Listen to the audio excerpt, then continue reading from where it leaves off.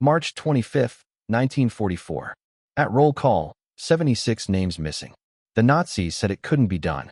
The prisoners said nothing because they were gone. The snow had begun to melt in Lower Silesia, turning the camp roads into gray rivers of slush. Dawn broke over Stalag Luft 3, a prisoner-of-war camp designed not to hold bodies, but to crush spirits. Rows of barbed wire glistened under a pale sun, and beyond them, wooden barracks stood in military symmetry, each window nailed shut, each corner watched by a tower with a gun that never slept. It was built to be escape-proof. Concrete foundations sank deep into the soil to stop tunneling. Sensitive microphones were buried underground to catch the sound of shovels. Floodlights swept every inch of open ground. Even the sand beneath the huts was a pale yellow, a deliberate choice, so any dark earth brought to the surface would be spotted instantly.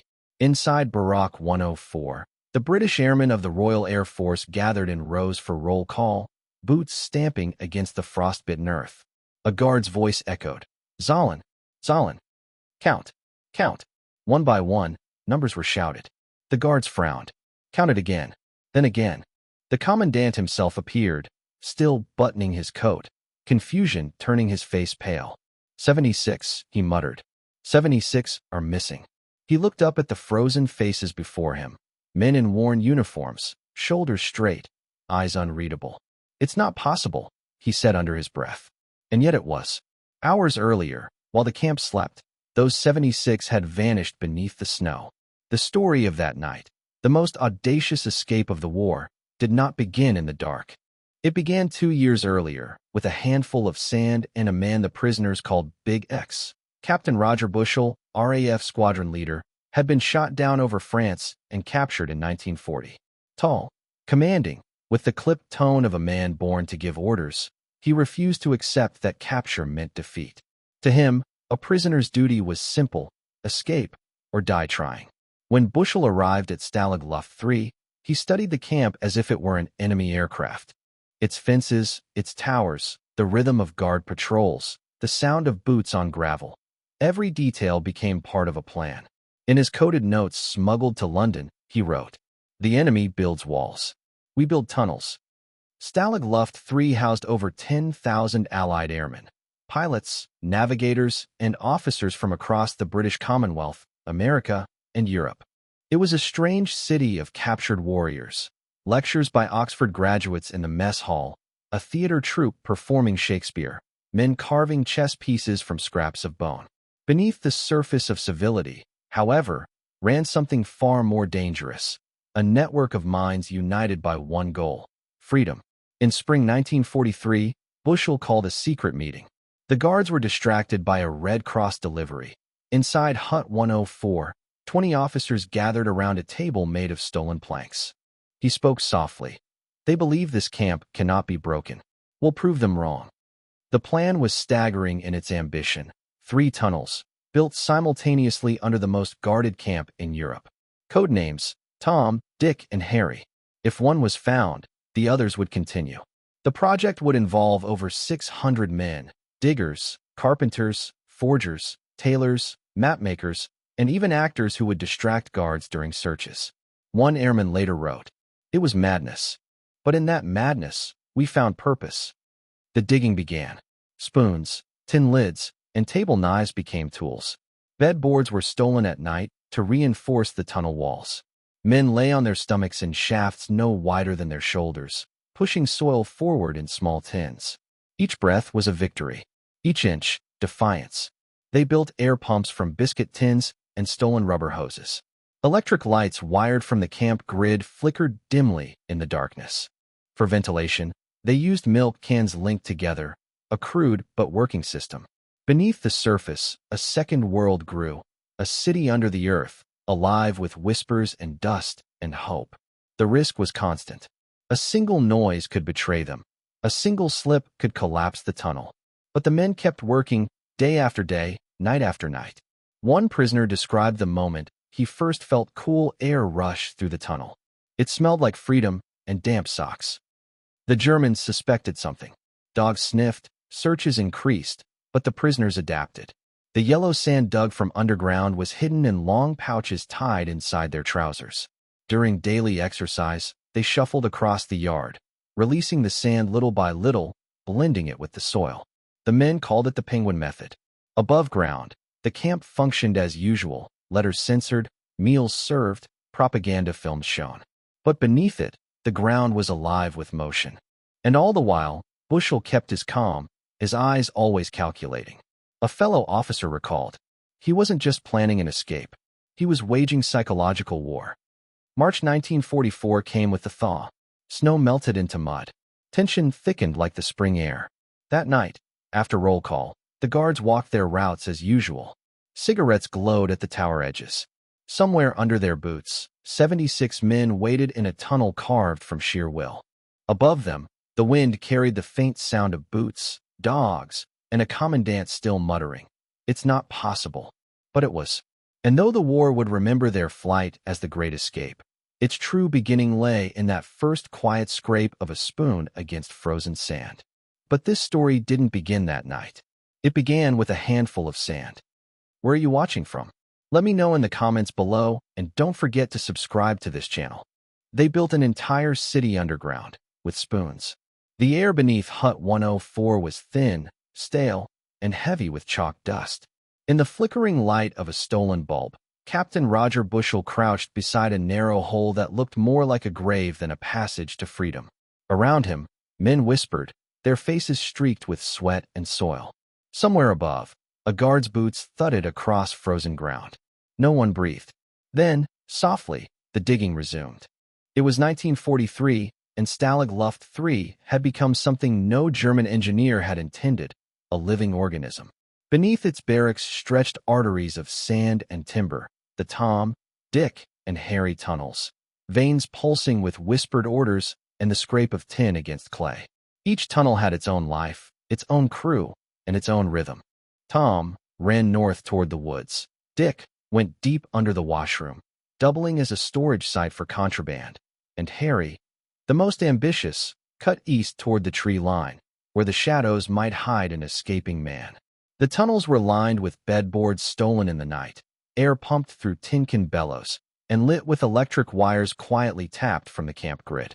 A Polish officer named the Ladislaw Fila became the chief engineer. In his notes, smuggled after the war, he wrote, "Every inch of earth was enemy territory. Our hands were our only weapons.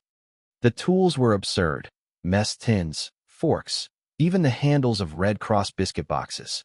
When the guards confiscated knives, the men used sharpened spoons. When they ran out of wood, they dismantled their own bunks. The guards believed they were growing weaker from poor sleep. In truth, they were building foundations strong enough to carry hope." The tunnels were barely 2 feet high. To move forward, diggers lay flat on their stomachs, pulling themselves by their elbows through the dark. The sound was suffocating, earth sliding, wood groaning, lungs wheezing in rhythm. Some passed out from lack of air, others sang quietly to keep panic away. One night, the ceiling cracked. A muffled shout, then silence. A collapse. Every man froze. They waited for the alarm, the barking of dogs, the stomping of boots. Nothing came. Slowly they exhaled. Then, from the dark, a voice, "Keep digging." The phrase became a kind of prayer. To hide the sand, the prisoners invented one of the cleverest tricks of the war. They sewed long pouches inside their trousers, filled them with yellow tunnel soil, and, during roll call, let it slip out through holes in their pockets. As they shuffled across the yard, the dirt blended into the frozen ground. The guards never noticed. They called themselves penguins because of the awkward waddle the sand made them walk with. It became a game, a ridiculous, dangerous, beautiful game played in plain sight. Tom grew fast, stretching nearly 100 meters before disaster struck. In September 1943, a German patrol discovered its entrance by accident during a surprise search. The tunnel was destroyed, and the camp was locked down. The men watched from their windows as guards filled it with cement. For a moment, it felt like the dream had died. Then Bushell ordered work to continue. Double speed, on Dick and Harry. Dick was soon repurposed, turned into a hiding place for stolen equipment, maps, and forged documents. Harry, meanwhile, became the main artery of the escape plan, deeper, longer, and smarter than the rest. It was to be their masterpiece. They built a cart system on rails made from bed slats, pulling diggers back and forth through the tunnel with ropes. Electric light bulbs stolen from workshops illuminated the darkness. A tiny ventilation shaft, made from milk cans, pumped air through. They even built a small chamber halfway down called the halfway house, where exhausted diggers could rest for a few minutes before continuing. Each night, the tunnels grew by inches. Each day, the risk grew with them. Forgery teams above ground worked tirelessly. They crafted fake German passes, railway tickets, identity papers, all from the materials the Red Cross provided. Chocolate wrappers became official seals. Stolen ink pads became stamps. A South African prisoner, Flight Lieutenant Des Plunkett, designed over 100 fake documents by candlelight. At the same time, the tailors were at work. Old uniforms dyed brown became civilian jackets. Blankets were stitched into coats. Buttons made from clay were painted to shine like metal. Everything had to be perfect. A single wrong color could mean death at the first checkpoint. But nothing was perfect for long. In December 1943, disaster struck again. Dick was discovered when guards began building a new drain. It was filled in before the men could salvage their tools. That left only Harry. The camp buzzed with whispers. Some wanted to stop, others demanded to go on. Bushel's reply was simple. If only one makes it out, it's worth it. That winter, the work intensified. They dug even during snowstorms, when guards huddled in towers and visibility dropped. The air inside the tunnel grew colder, damp, alive with dripping condensation. The men joked that Harry was breathing. By February 1944, the tunnel reached 102 meters, almost under the forest beyond the wire. Freedom was inches away. Then came a knock at the barrack door. A German officer stood there, holding a clipboard. Behind him, soldiers waited. A search. Someone's heart stopped. They stormed inside, overturning beds, pulling up floorboards, tearing apart furniture. The prisoners stood still, their faces expressionless. The officer walked to the corner, where the real entrance to Harry was hidden behind a stove. He stopped, looked, lit a cigarette, then turned away. The door shut. The guards left. A single breath filled the room, disbelief. They were still safe. And underground, Harry waited. Spring was coming. The war was turning. And so was their chance. By spring, Harry was ready. But so was the Gestapo. It was snowing. The moon was full. And under the snow, a hole to freedom. March 24th, 1944. 10:30 p.m. The camp lay under a pale moon, its towers glowing like ghosts against the frost. Each sound cut the air like glass. A dog's bark, a boot scrape, a man's breath caught in his throat. Inside Hut 104, 20 men waited, pale from exhaustion and fear. The stove had been pulled aside, revealing the narrow trapdoor leading to the tunnel below.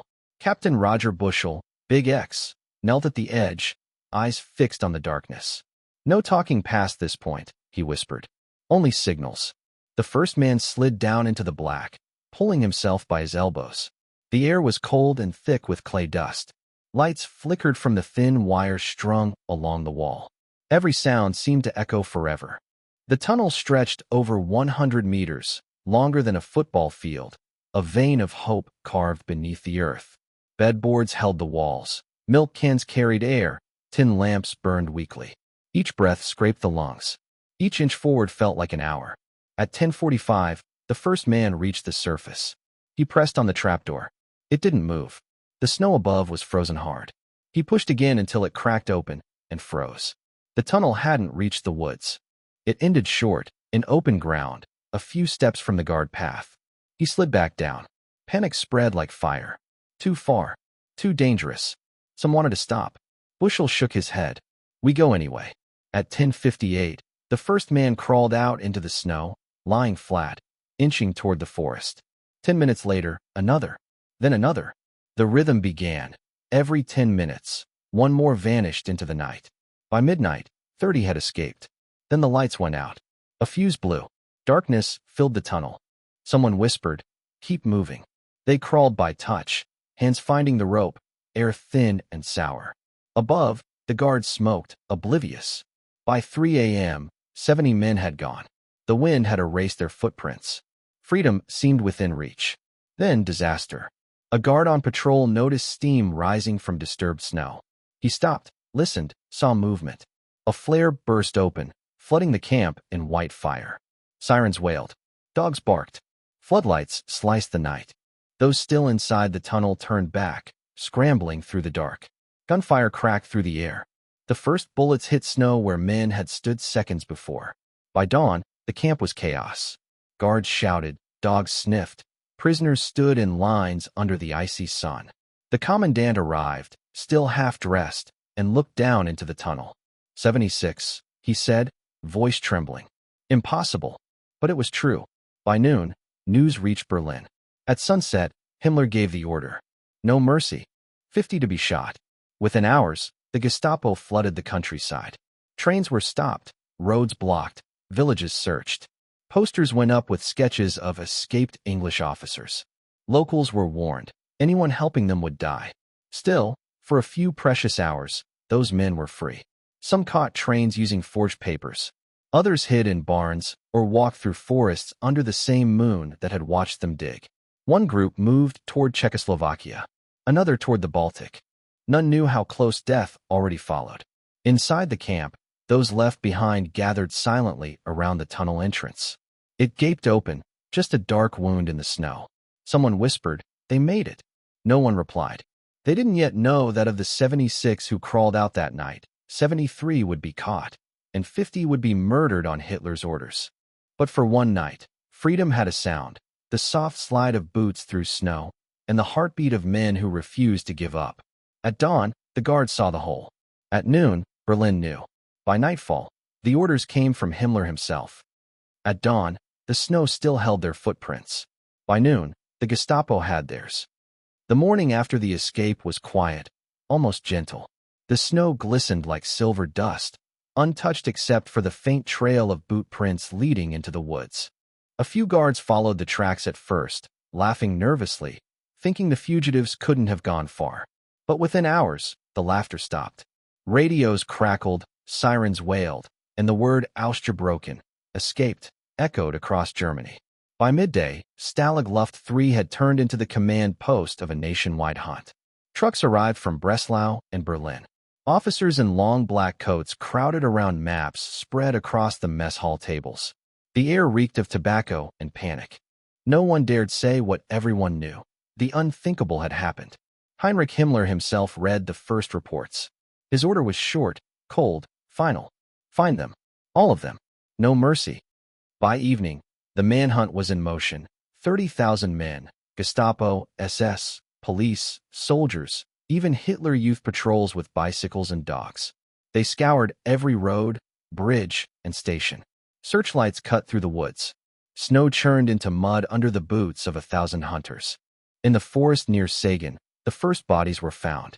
2 airmen, still in stolen coats, frozen beside a stream. In a nearby field, a train engineer reported 2 suspicious travelers. The Gestapo pulled them from the coal car where they'd hidden, faces blackened, coughing dust. A single shot ended it. In Berlin, the Ministry of Security filed the first report. We underestimated their will. They underestimated our vengeance. Across Germany, the net closed. Police dogs howled through the nights. Posters with sketches of British and Allied officers appeared on station walls. Gefahrlich, dangerous prisoners, they warned. Locals were promised rewards for information, but many stayed silent. Fear could kill faster than any bullet. One group of fugitives reached the Oder River and tried to steal a boat. They were caught before dawn. Another made it as far as the railway yard in Hirschberg, hiding beneath a freight car. A farmer found their footprints in his barn and called the police. The snow told their story better than words ever could. Meanwhile, inside the camp, the prisoners who remained stood in tense silence. They could hear the engines, the dogs, the distant gunfire. The dream of freedom had become a haunting echo that refused to fade. They got out, one man whispered. Now we wait to see who comes back. No one answered. By the end of the first week, 30 men were in custody. By the second, 73. The last 3 vanished like ghosts, their names soon whispered as legends. The Gestapo's efficiency was terrifying. They used train records, hotel registries, even bus ticket stubs to track the escapees. In one intercepted memo, an officer wrote, "These Englishmen travel with manners. They pay for everything." That is how we find them. It was true. Many captured men had left coins or receipts, unwilling to steal even while running for their lives. It made them easy to trace, and, in a grim way, noble. The manhunt stretched into every corner of occupied Europe. Roads were blocked, telegraphs flooded with updates. In Paris, agents were alerted. In Vienna, stations were searched. The entire continent seemed to turn against 76 men armed only with false papers and courage. They had escaped one prison, only to find a larger one, a continent made of borders and suspicion.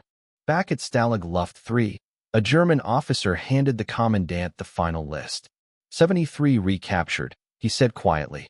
The commandant nodded, weary, ashamed. And the others? Still missing, came the reply. The report was sent to Berlin.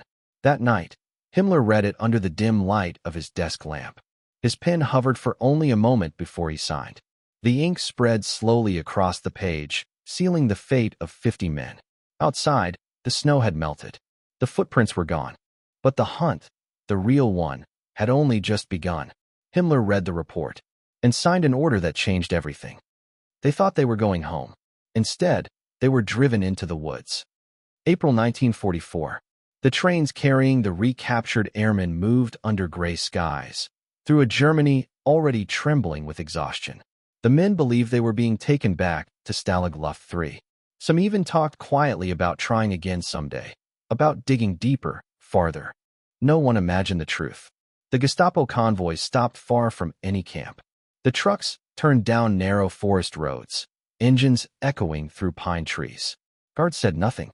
The prisoners sat in silence, still wearing their threadbare coats, boots caked with old snow.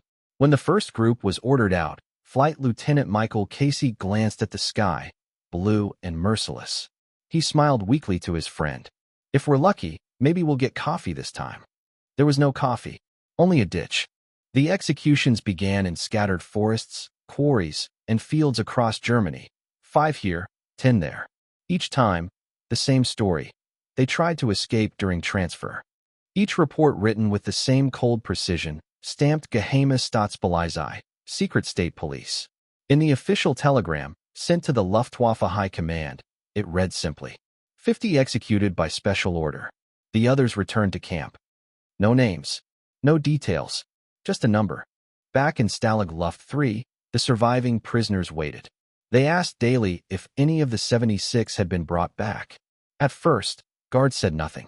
Then one day, a German officer read a list aloud, a list far shorter than expected. 50 names missing. The room fell silent. Someone whispered, they didn't make it. Another answered, no, they were made examples. A few days later, word spread through the camp. The Gestapo had shot them all. The commandant himself confirmed it, his voice shaking. They are gone. I am sorry. Even some of the guards turned away. For all the cruelty of war, this was different. This was murder. In London, the news arrived weeks later. The War Office first refused to believe it. Surely even the Nazis wouldn't kill captured officers. Then came the intercepted reports. Winston Churchill ordered a full investigation, demanding justice for the 50 murdered heroes. In the Netherlands, one of the 3 who survived, Bram van der Stok, learned the truth after reaching Spain. He had escaped through forests, across borders, through hunger and fever, believing his friends were right behind him. When told they'd been executed, he wrote in his diary. They lined them by the road, and the shots came one after another. No one ran. In the British archives, a note dated May 1944 still survives. The Great Escape has become a massacre. The repercussions spread quietly through the German ranks. Luftwaffe officers, who once prided themselves on honor, were horrified. Some began sabotaging Gestapo orders in other camps, hiding captured men to protect them from special treatment. Even among enemies, lines of decency had been crossed. For the prisoners still in Stalag Luft 3, grief became a new kind of resistance. They held a memorial in secret, using broken chalk to write 50 names on the Baroque wall. One man whispered, "We can't dig them out, but we can remember them." Every night, before lights out, someone would touch the list and murmur, "Still flying." The camp that once buzzed with the sound of tunneling now echoed only with footsteps. Tools lay untouched. The air felt heavy, drained of hope. Yet, even in that silence, something endured, the belief that the men had not died for nothing. A British officer later wrote, "They buried them in foreign soil, but their courage broke the walls of every camp." When the Allies advanced into Germany a year later, investigators began collecting evidence. They found the execution sites, lonely stretches of forest, shallow graves, bullet casings stamped with the Reich's insignia. Survivors among the Gestapo were tracked down. One confessed, trembling, "It was an order. We had no choice." The prosecutor answered, "So did they, and they chose freedom." After the war, the Nuremberg trials exposed the murders in full. 21 Gestapo officers were convicted for their role in the killings. 13 were sentenced to death. Others disappeared into the ruins of post-war Europe, their names whispered but never confirmed. But punishment could not bring back the 50. Their graves stretched in a perfect row at the camp cemetery, marked only by small wooden crosses. A single inscription appeared on each, per ardua ad astra, through struggle to the stars. The Great Escape was no longer a story of tunnels or maps. It had become something deeper, a testament to defiance, to courage that no bullet could erase. They had crawled through Earth seeking daylight, and found eternity instead. The Great Escape was no longer a story of freedom. It became a story of sacrifice. In the camp cemetery, 50 graves stand in perfect rows. But their story didn't end there. Spring, 1945. The war was ending, and the gates of Stalag Luft 3 swung open not with triumph, but with silence. Allied troops moved through the camp slowly, past the barbed wire that once held thousands of airmen who had dreamed of flight and freedom. In one corner of the compound, a wooden cross leaned slightly in the wind. On it, a single word had been carved by hand: escape. The survivors of the Great Escape, those who had dug, planned, or simply watched in awe, were liberated. But none cheered. They asked first, "What of the 50?" The answer came days later, whispered by a British officer reading from a folded paper list. 50 names, 50 executions. The men bowed their heads. Some cried openly. Some didn't speak for days. When investigators arrived, they found the records left behind by the Gestapo, coded orders, signed by senior officers, authorizing special treatment. The phrase meant one thing: death. Evidence led all the way to the top, to Reich Security Main Office in Berlin, to Himmler himself. For the Allies, this was more than revenge, it was justice long overdue. In 1946, the British War Crimes Investigation Unit began tracking down the killers. The search stretched across a shattered Europe. Germany lay in ruins, cities bombed flat, roads choked with refugees, but the hunt never stopped. They followed whispers, forged documents, and anonymous letters. One witness recalled seeing a black car near Gorlitz, another in Munich. Piece by piece, the story of the murders was rebuilt. At the Hamburg War Crimes Court in 1947, the truth was laid bare. The defendants, former Gestapo officers in gray suits, sat expressionless behind glass. The prosecutors read testimony from those who had seen the shootings, from drivers ordered to dig graves, from officers who had carried out the commands. One former SS sergeant, trembling, said, "We were told it was Hitler's will." The judge replied, "And now it will be history's judgment." When the verdict came, 21 men were convicted. 13 were sentenced to death. The others, life imprisonment. The court records note that no one expressed remorse. In London, the families of the fallen airmen received letters from the Air Ministry. The final paragraph was the same for each. They fell as airmen and stood as free men. By 1950, the survivors of Stalag Luft 3 had raised enough money to build a memorial at the site of the executions near Zagen. It stood in the forest, simple and solemn. 50 stone markers, each carved with a name, a rank, and a pair of wings. On clear mornings, the light filtered through the pines and caught on the bronze inscription at the base, to the memory of the valiant 50 who gave their lives for freedom. That summer, several former prisoners returned to Poland for the dedication. They placed wreaths, saluted, and stood in silence. One of them, squadron leader Jimmy James, whispered to a fellow survivor, "We did get out, you know, just not the way we planned." Years passed. The camp was reclaimed by the forest. The tunnels collapsed, their wooden beams rotted and gone. But under the soil, The trace of Harry still remained, a narrow scar, invisible to most, eternal to those who knew where to look. In 1963, Hollywood came calling. The Great Escape premiered to global acclaim. Motorcycles, music, and the myth of victory. But the men who had lived it called the film too cheerful. One of them said, it wasn't about breaking out. It was about not giving in. Today, in Zagan, the cemetery is quiet.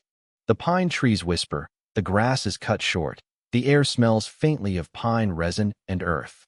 Tourists walk slowly between the graves, reading the names, Bushell, Kidder, Hull, Nichols. Each stone carries a small emblem of wings, and beneath it, the same motto of the Royal Air Force, per ardua ad astra, through struggle to the stars. Every March, at dawn, a small crowd gathers. Veterans, locals, and children lay wreaths. A bugle sounds across the clearing. For a moment, the forest seems to hold its breath. One of the last surviving prisoners, old and stooped, speaks quietly to the crowd. They dug through earth to find freedom. But what they really unearthed was something far greater. The proof that no wall, no camp, no regime can ever cage the human spirit. Then he salutes, hand trembling, eyes glistening. And as the wind moves through the trees, it sounds almost like the rustle of sand being carried away, spoonful by spoonful. Because freedom, once dug, never truly disappears. They tunneled through earth to find freedom. But what they really dug was proof that no wall can cage the human spirit.